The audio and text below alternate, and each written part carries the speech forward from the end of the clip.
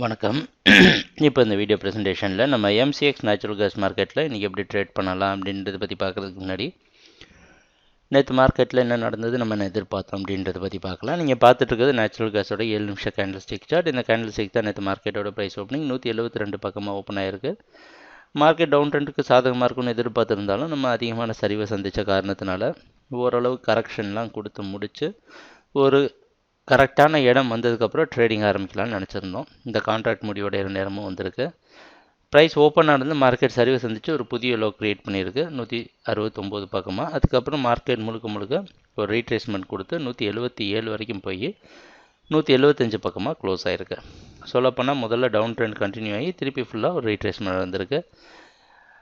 இன்னும் மார்க்கெட் இன்றைக்கி மார்க்கெட் 176 பக்கமாக ஓப்பன் ஆகிறதுக்கு வாய்ப்பு இருக்கிற மாதிரி வெளிநாட்டில் இருக்க நைமெக்ஸ் மார்க்கெட் வச்சு பார்க்குறப்ப தெரியுது. அதனால் இன்றைக்கி எப்படி ட்ரேட் பண்ணலாம் அப்படின்னா நம்ம முடிவில் எந்த மாற்றமும் கிடையாது. நல்ல ஒரு கரெக்ஷன் கன்சாலிடேஷன் இதெல்லாம் கொடுத்ததுக்கு அப்புறமா நம்ம ட்ரேடிங்குள்ளே இறக்க முயற்சி செய்யலாம்.